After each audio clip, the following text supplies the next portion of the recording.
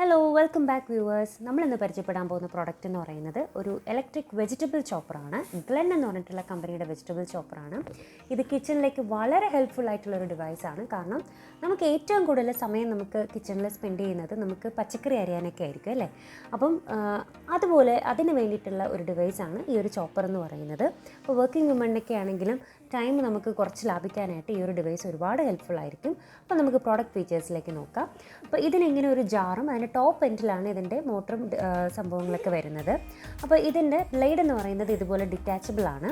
അപ്പോൾ നമുക്ക് ബ്ലേഡ് വെച്ചതിന് ശേഷം വേണം ഇതുപോലെ വെജിറ്റബിൾസൊക്കെ ഇട്ടിട്ട് നമുക്ക് ചോപ്പ് ചെയ്യാനായിട്ട്. അതിൻ്റെ ഡീറ്റെയിൽഡ് ആയിട്ടുള്ള നമുക്ക് വീഡിയോ വരുന്നുണ്ട്. അപ്പോൾ ഇതെങ്ങനെയാണ്, ഇതിൻ്റെയോടൊപ്പം 2 ജാറുള്ള ഒരു ചോപ്പറാണ് എനിക്ക് കിട്ടിയത്. അതായത് 1500-നാണ് 2 ജാറുള്ള ഒരു ചോപ്പർ വാങ്ങിയത്. അപ്പോൾ ഇത് ഒരു ജാറുള്ളതിന് 1100 ആയിരുന്നു റേറ്റ്. അപ്പോൾ ഒരെണ്ണം പൊട്ടിപ്പോവാണെങ്കിൽ മറ്റേത് യൂസ് ചെയ്യാമല്ലോ എന്ന് കരുതിയിട്ടാണ് 2 ജാറുള്ളത് വാങ്ങിയത്. ഇതിനോടൊപ്പം തന്നെ നമുക്കൊരു വിസ്കും ഇതുപോലെ കിട്ടുന്നുണ്ട്. ഇത് എഗ്ഗ് ബീറ്റ് ചെയ്യാനൊക്കെ നമുക്ക് ഈ ഒരു വിസ്ക് യൂസ് ചെയ്യാം. അപ്പോൾ ഇതാണ് ഇതിൻ്റെ സെക്കൻഡ് ജാർ എന്ന് പറയുന്നത്. ഇതാണ് ഞാൻ ഫ്രീക്വൻ്റ്ലി യൂസ് ചെയ്യുന്ന ജാർ കേട്ടോ.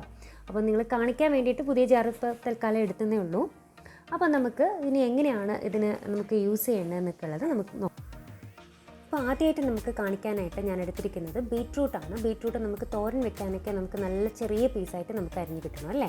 അപ്പോൾ ഞാനിതിനെ ചെറിയ കഷ്ണം ഒരു ക്യൂബ്സ് ആയിട്ട് നമ്മൾ ഇതിനെ അരിഞ്ഞിട്ടുണ്ട്. ഇതിലും ഇത്ര ചെറുതാക്കണം എന്ന് നിർബന്ധമില്ല, കുറച്ചും കൂടെയൊക്കെ വലുപ്പമാക്കാം. പക്ഷേ വലിയ കഷ്ണങ്ങളാക്കി നമ്മൾ ഈ ഒരു ജാറിലേക്ക് ഇടുകയാണെന്നുണ്ടെങ്കിൽ ഈ ഒരു ബ്ലേഡ് കറങ്ങാണ്ടാവുകയും അത് ജാം ആവാനുള്ള ചാൻസ് ഉണ്ട്. അപ്പം അതുകൊണ്ടാണ് നമ്മൾ ഇതുപോലെ ചെറിയ ക്യൂബ്സ് ആക്കിയിട്ട് ഇട്ട് കൊടുക്കുക എന്ന് പറയുന്നത്. അപ്പോൾ നമുക്കറിയാം, ഇപ്പോൾ ബീറ്റ്റൂട്ടൊക്കെയാണ് നമ്മളിപ്പോൾ കൈകൊണ്ട് അരിയാനാണെന്നുണ്ടെങ്കിൽ ഒരുപാട് ടൈം എടുക്കും. നമ്മളിപ്പം പറയുകയാണെങ്കിൽ കുനുകുന അരിയാന്നൊക്കെ പറയത്തില്ലേ, കുഞ്ഞായിട്ട്.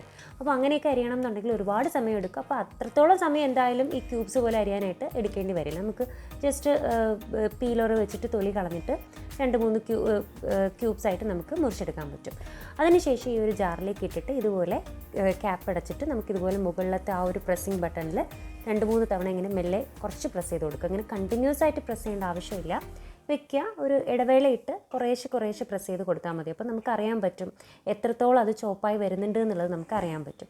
അപ്പോൾ നമ്മുടെ റിക്വേർഡ് ഒരു എമൗണ്ടിൽ അല്ലെങ്കിൽ റിക്വേർഡ് സൈസിൽ നമുക്ക് ചോപ്പ് ചെയ്ത് കിട്ടിയെന്ന് നമുക്ക് കാണുമ്പോഴത്തേക്കും നമുക്കത് സ്റ്റോപ്പ് ചെയ്തിട്ട് നമുക്ക് നോക്കാം. എന്നിട്ട് ഇതുപോലെ ഈ ബ്ലേഡ് എടുത്ത് മാറ്റിയതിന് ശേഷം നമുക്ക് ഈ ഒരു സാധനം നമുക്ക് എടുക്കാറുള്ളത്. അപ്പോൾ ഇങ്ങനെയാണ് എനിക്ക് ബീറ്റ്റൂട്ട് ചോപ്പ് ചെയ്തപ്പോൾ കിട്ടിയത്. ഈ ഒരു നല്ല ചെറിയ കഷ്ണങ്ങളായിട്ട് കിട്ടിയായിരുന്നു. അപ്പോൾ നമുക്ക് കറക്റ്റ് തോരൻ വെക്കാനൊക്കെ ആയിട്ടുള്ള കറക്റ്റ് പരുവാണിത്. വളരെ ഹെൽപ്ഫുള്ളാണ്.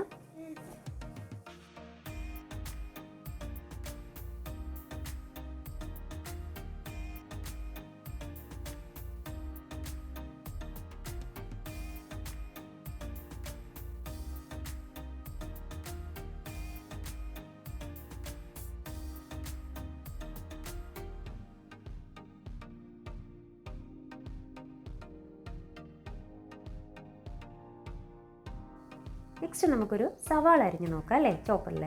അപ്പം സവാള അരിയാന്ന് പറയുന്നത് ചിലർക്ക് അത്യാവശ്യം ബുദ്ധിമുട്ടുള്ളൊരു കാര്യമാണ്, കണ്ണിരിയും എന്നുള്ളൊരു പ്രശ്നം ഉള്ളതുകൊണ്ട് തന്നെ. എന്നാൽ ചിലർക്ക് ഒരു ക്രേസാണ്, കട്ടിംഗ് ബോർഡിലിട്ട് കരുപുരാന്നരിയാൻ നല്ല ഫാസ്റ്റിൽ അരിയാനൊക്കെ നല്ല ഇഷ്ടമായിരിക്കും അല്ലേ. ഏതാണെങ്കിലും ഇപ്പോൾ നമുക്ക് പെട്ടെന്നൊരു ചിക്കൻ കറി അല്ലെങ്കിൽ മുട്ടക്കറിയൊക്കെ വെക്കണം, നമുക്ക് സമയം അധികം ഇല്ലയെന്നുണ്ടെങ്കിൽ ഇതുപോലെ തൊലി കളഞ്ഞിട്ട് നമുക്ക് ഒരു ഇടത്തരം വലുപ്പത്തിൽ കഷ്ണങ്ങളാക്കി നമുക്ക് ചോപ്പറിലേക്ക് ഇട്ട് കൊടുക്കാം. ഞാൻ നേരത്തെ പറഞ്ഞ ഒരുപാട് വലിയ കഷ്ണമാക്കിയാൽ ജാമായി പോവും. അതുകൊണ്ട് നമുക്കൊരു ഇടത്തരം വലുപ്പത്തിൽ ഇട്ടിട്ട് നമുക്കിതുപോലെ ചോപ്പറിലിട്ടിട്ട് നമുക്ക് ചോപ്പ് ചെയ്തെടുക്കാം.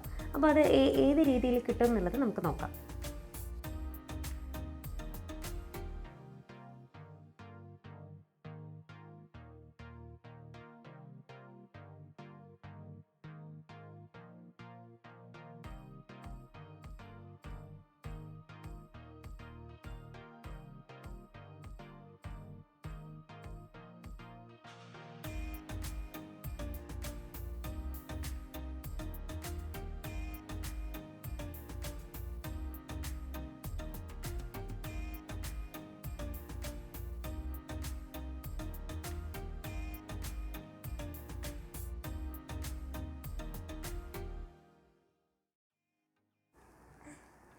ഇതാ നമുക്ക് സവാള ചോപ്പ് ചെയ്ത് കിട്ടിയിട്ടുണ്ട്.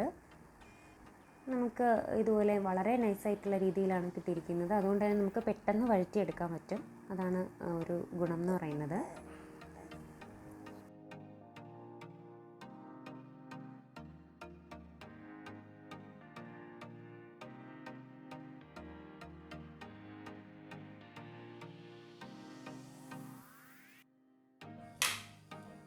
നമുക്ക് നെക്സ്റ്റായിട്ട് ഒരു ടൊമാറ്റോ എടുത്ത് നമുക്ക് പ്യൂറി ചെയ്ത് നോക്കാം. അതായത് നമുക്കിതിനെ പേസ്റ്റാക്കി നോക്കാം. അപ്പോൾ ഈ ടൊമാറ്റോ പ്യൂറി എന്ന് പറയുന്നത് ചില കറികൾക്കൊക്കെ നമുക്ക് ആവശ്യമാണ്. ഇപ്പോൾ ഈ ചന്ന മസാല പോലുള്ള കറികൾക്കൊക്കെ ഈ ടൊമാറ്റോ പ്യൂറി വേണം. അപ്പോൾ നമുക്ക് പെട്ടെന്ന് ഈ ഒരു ചോപ്പറിൽ തന്നെ നമുക്കത് ചെയ്തെടുക്കാം. ഇതുപോലെ ടൊമാറ്റോ എടുത്തിട്ട് വേവിക്കുകയൊന്നും വേണ്ട, അല്ലാണ്ട് തന്നെ നമുക്ക് ഡയറക്റ്റ് ചെയ്യാൻ പറ്റും. ഇതുപോലെ 3-4 കഷ്ണങ്ങളാക്കി ഇട്ട് കൊടുത്തിട്ട് നന്നായിട്ട് ഇതുപോലെ നമുക്ക് മുകളിൽ ഇങ്ങനെ പ്രസ് ചെയ്ത് കൊടുത്താൽ മതി. അപ്പോൾ നന്നായിട്ട് ഫൈൻ പേസ്റ്റായിട്ട് നമുക്ക് കിട്ടും.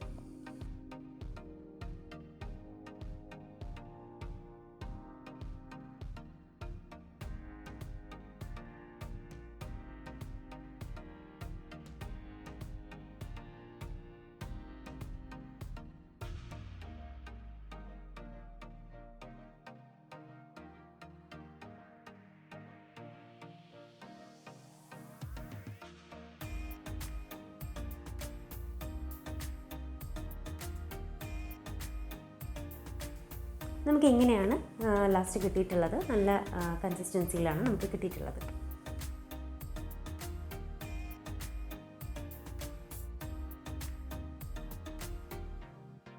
ഞാനിപ്പോൾ ഇത് ഈ ഒരു ബൗളിലേക്ക് ആക്കിയിട്ടുണ്ട്. നല്ല ഫൈൻ പേസ്റ്റായിട്ട് നമുക്ക് കിട്ടിയിട്ടുണ്ട്. ഞാനിപ്പോൾ ഇതിനകത്ത് നമുക്കിപ്പം ബീട്രൂട്ടും സവാളയും മാത്രമേ കാണിച്ചിട്ടുള്ളൂവെങ്കിൽ നമുക്ക് ഒരുവിധപ്പെട്ട പച്ചക്കറികളൊക്കെ നമുക്ക് ഇതിനകത്ത് ചോപ്പ് ചെയ്തെടുക്കാം. അതായത് ഇപ്പോൾ നമുക്ക് ക്യാരറ്റ് ചോപ്പ് ചെയ്യാം. ക്യാരറ്റൊക്കെ നല്ല പാടാണ് ചോപ്പ് ചെയ്യാനായിട്ട്, അപ്പോൾ അത് ചെയ്യാം. അതുപോലെ നമുക്ക് ക്യാബേജ് ചോപ്പ് ചെയ്തെടുക്കാം.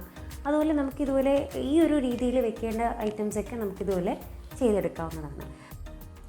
നെക്സ്റ്റ് ഞാനിവിടെ ചെയ്യാൻ പോകുന്നത് ഈ ഒരു സാധനം വെച്ചിട്ട് നല്ലൊരു എഗ്ഗ് ബീറ്റ് ചെയ്തെടുക്കാൻ പോകുകയാണ്. അപ്പോൾ അതിൻ്റെ കൂടെ ഒരു വിസ്കും ഇതിൻ്റെ കൂടെ പ്രൊവൈഡ് ചെയ്യുന്നുണ്ട്. അപ്പോൾ നമ്മൾ ആ ബ്ലേഡ് മാറ്റിയിട്ട് പകരം നമ്മൾ ഈ ഒരു വിസ്ക് നമ്മൾ ഇട്ട് കൊടുക്കുകയാണ്. അപ്പോൾ നമുക്ക് നല്ല എഗ്ഗ് നമുക്കിപ്പോൾ കേക്ക് ഉണ്ടാക്കാനും അല്ലെങ്കിൽ ഇപ്പോൾ നമുക്ക് പുഡിംഗ് ഉണ്ടാക്കാനും അല്ലെങ്കിൽ ഈവൻ മയണൈസ് ഉണ്ടാക്കാനൊക്കെ നമുക്ക് ഇതുപോലെ ചെയ്യണമല്ലോ. അപ്പോൾ മയണൈസ് ഉണ്ടാക്കാനും കേക്കിനും ഒക്കെ ആയിട്ട് നമുക്ക് ഈ എഗ്ഗ് നന്നായിട്ട് ഇതുപോലെ നമുക്ക് ബീറ്റ് ചെയ്തെടുക്കാനായിട്ട് ഈ ഒരു ചോപ്പർ വെച്ച് നമുക്ക് പറ്റും. അപ്പോൾ ഇത് ശരിക്കും മൾട്ടിപർപ്പസ് എന്ന് തന്നെ വേണമെങ്കിൽ പറയാം. അപ്പോൾ ഈ ഒരു രീതിയിൽ അല്ലെങ്കിൽ ഈ നമുക്ക് മുട്ട പൊരിക്കാനാണെങ്കിലും ഇത് വെച്ച് ഇങ്ങനെ ബീറ്റ് ചെയ്തിട്ട് എടുക്കുന്നത് നല്ല ഫ്ലഫി ആയിട്ടുള്ള നല്ല മുട്ട കിട്ടും കേട്ടോ പൊരിച്ചെടുക്കുമ്പോൾ. അപ്പോൾ കുട്ടികൾക്കൊക്കെ ഭയങ്കര ഇഷ്ടമായിരിക്കും അങ്ങനെ ചെയ്ത് കൊടുക്കുന്നത്. നല്ല പൊങ്ങി വരും. അപ്പോൾ ഒരു മുട്ടയാണ് ഇത് നമ്മളിങ്ങനെ ബീറ്റ് ചെയ്തപ്പോൾ നന്നായിട്ട് പതഞ്ഞ് വന്നിട്ടുണ്ട്. അപ്പോൾ കേക്കിനൊക്കെ ഇത് നല്ല ഈ ഒരു പരുവം നല്ലതായിരിക്കും. അപ്പോൾ ഇതാണ് എഗ്ഗ് ബീറ്റ് ചെയ്തിട്ടുള്ളത്.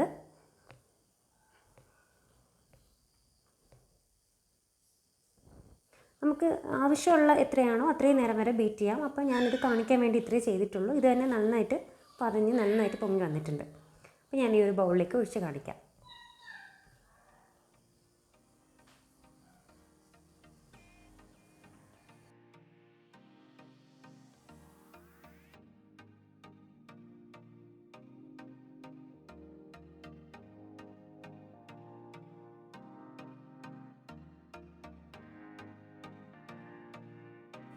അപ്പോൾ ഇത്രയേ ഉള്ളൂ നമ്മുടെ ഇന്നത്തെ വീഡിയോ. അപ്പം ഈ ഒരു വീഡിയോ നിങ്ങൾക്ക് യൂസ്ഫുള്ളായി തോന്നിയിട്ടുണ്ടെങ്കിൽ നിങ്ങൾ ഉറപ്പായിട്ട് ലൈക്ക് ചെയ്യുക, കമൻറ്റ് ചെയ്യുക, അതോടൊപ്പം തന്നെ സബ്സ്ക്രൈബ് ചെയ്യാൻ നിങ്ങൾ മറക്കരുത്. കാരണം നിങ്ങളുടെ സപ്പോർട്ട് ഉണ്ടെങ്കിൽ മാത്രമേ നമുക്ക് ഇനിയും പുതിയ വീഡിയോസ് എല്ലാം ചെയ്യാൻ പറ്റുള്ളൂ. അപ്പം അടുത്ത വീഡിയോയിൽ വീണ്ടും കാണാം.